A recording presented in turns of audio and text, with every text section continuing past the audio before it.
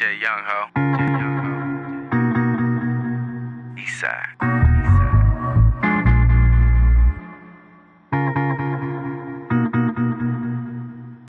Good evening, ladies and gentlemen.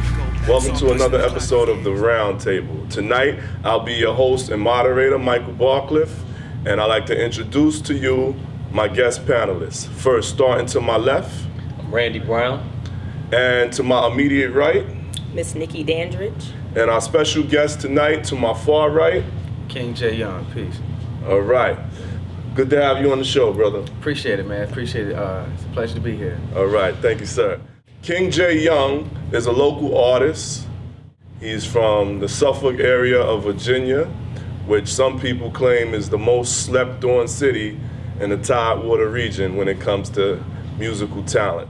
Brother Jay, if you can first tell the story of how we met each other a couple of weeks back. Oh, man.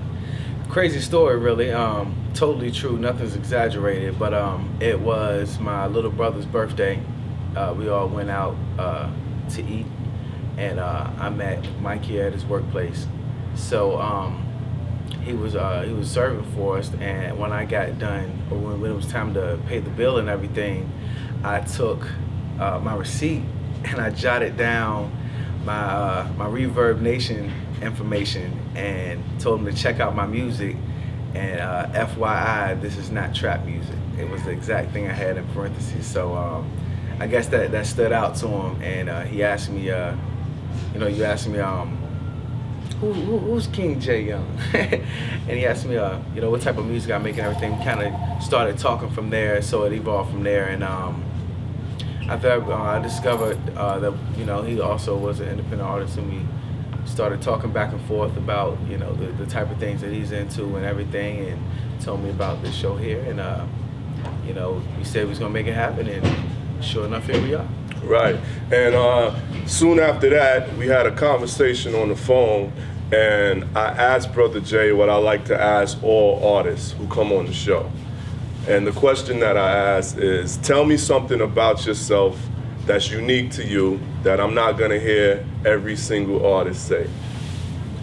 All right, and I would definitely say that I've been through a unique walk of life that most people wouldn't be able, probably haven't experienced.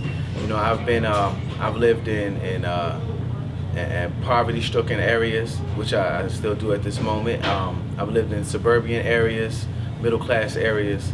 I've been in the military 4 years, been to Iraq, so I've been in a lot of places that had a lot of different mixing pots when it came to ethnicity and the type of people that you deal with, and it giving me a chance to look at different walks of life and experience different walks of life and ways to live and such like that. And then, of course, my own personal perspective, my way of looking at things is a lot different from the way that my generation or people of my age and my generation do today. So it all just mixes up and makes this one great thing called King J Young. Right. They've all given me, for one, a different way of looking at things. I've had a chance to look at things from a broke man's perspective. I've had a chance to look at things from a middle class man's perspective, his opinions, his outlook on life, and just his daily schedules, as opposed to I've been homeless before, didn't know where my next meal was coming from, so I've had that experience, being in the military and experience people on power trips, and people suffering through true pain and going through real struggle and strife and stuff like that, physical and mental, so when it comes to my music, I know how to relate to all of these people now because I've been through where they are, or in their exact same place. So it definitely makes it easier for me to be a voice for the voiceless in those situations. All right. Jay Young, give me the evolution of yourself. If you could, from the beginning to where you are now, was there a point where you transitioned? Were you always the same in your music, or were you at a big point when you first started to where you are now? Did you transition? No, yeah, I definitely transitioned.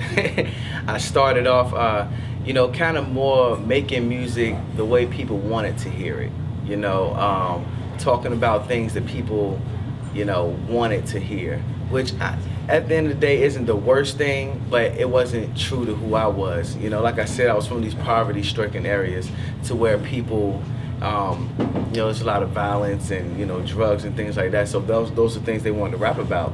So when I joined up with them, of course, you know, okay, yeah, let's rap about this, you know. And then, but as I got older and I started experiencing the world more, I kind of discovered that people have more respect for genuality, you know, like being yourself, and people can relate to it more because come to find out, no matter what walk of life you're coming from, everyone's pretty much been through or going through the same thing. Maybe it'll be on different scales, but we're all going through the same thing called life, you know. So as I got older, I started to realize this, and my music started to show it. And before I knew it, I was making music that was very personal to me, like my experiences and my, you know, and how I felt about things. And it was more about how I felt and the things that I thought, as opposed to what they just wanted to hear. You know. Damn, young, you really on that bullshit. I mean, you really just pulled some middle school shit. How you gon' hump me and hurt me, leave me and just desert me, and to think I even let you lick the Cool Whip? Yeah, I admit it was kinda cold. That same bullshit was getting kinda old. I said I can't explain, I just gotta go. Jumped inside my clothes, kissed her face, then I'm out the door. And I understand how you could be mad at me. You sit at home, wait for that text to your galaxy. It never comes in, now you feel as if I played you for a hoochie. Lied just to get the coochie. Like how did he seduce me? Now you sit and wish you would've denied me entrance. Your interest in me has left you open and defenseless.